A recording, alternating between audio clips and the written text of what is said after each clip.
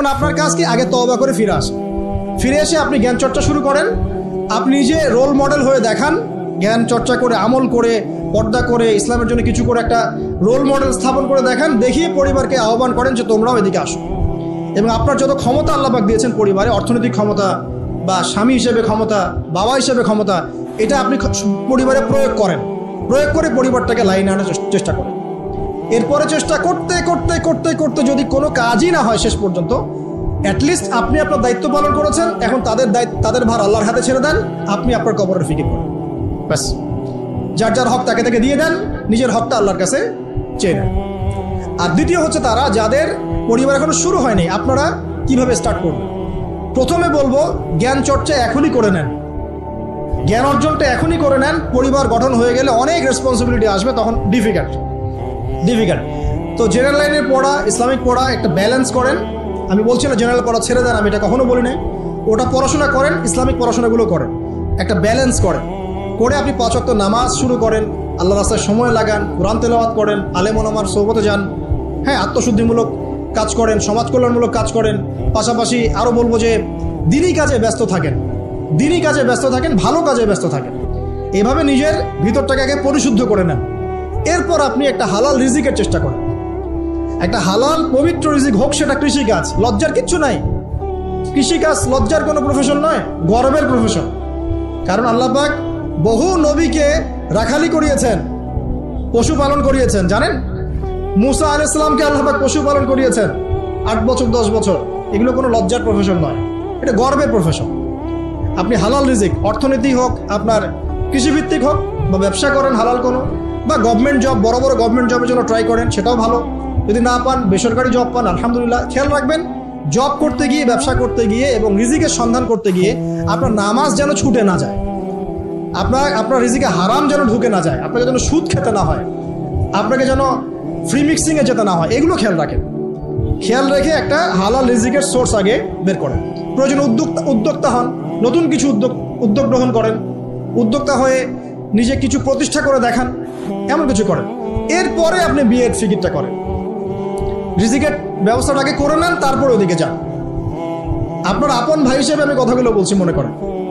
এরপরে আপনি যখন বিয়ে করবেন, বললাম তো, মেয়ের জাস্ট দিনদারিতা দেখবেন।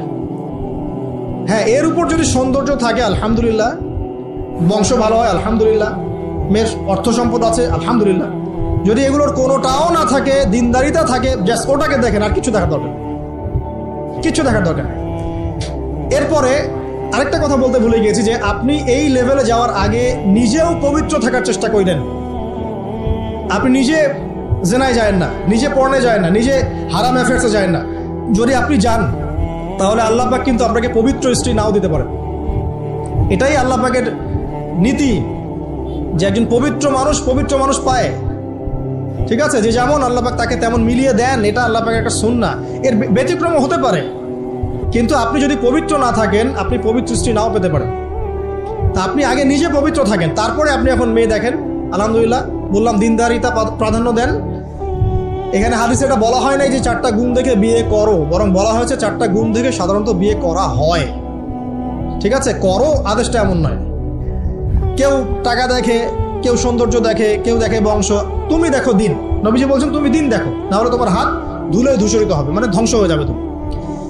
আর দিন দেখার ক্ষেত্রে শুধু বাইরের গেট আপটা যথেষ্ট নয়, তার পড়াশোনা দেখেন, তার হিস্ট্রি ঘাটবেন, তার অতীতে সে কোথায় কোথায় পড়াশোনা করেছে, কি করেছে, খোঁজ খবর নেবেন।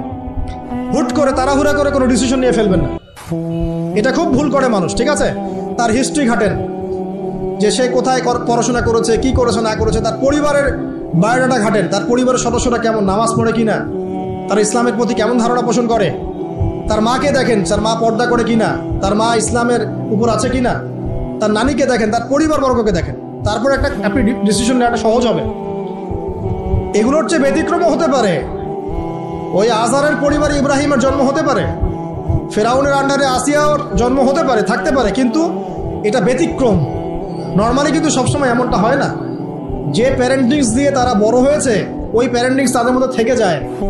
এই কারণে মেয়ের ব্যাপারে খুব সেন্সিটিভ থাকবেন। আগে পুরো বিষয়গুলো ঘেটে নিয়ে তারপরে আপনি কোনো জায়গায় পা দেন, করবেন আল্লাহর কাছে, যে আল্লাহ আমি তোমার কাছে ইস্তেখারা করছি, আমি জানি না যে কোনটা আমার জন্য ভালো হবে, কোনটা খারাপ। আল্লাহ এটা যদি আমার জন্য ভালো হয় সহজ করে দাও, যদি খারাপ হয় আল্লাহ দূর করে দাও। নিজের উপর চাপ নিয়েন না। তারপরে যদি দেখেন আলহামদুলিল্লাহ দিনদার, আর ডানে বামে দেখার দরকার নাই। যদি আপনি আপনার মনের মতো দিনদার পবিত্র একজন মেয়ে পেয়ে যান, আর যদি সে সুন্দরীও হয় মাশাআল্লাহ, আর ভালো বংশের হয়, তাহলে সারাটা জীবন তাকে নিয়ে কাটিয়ে দেন, সারাটা জীবন তাকে নিয়ে কাটিয়ে দেন, আপনি হ্যাপি হবেন ইনশাআল্লাহ।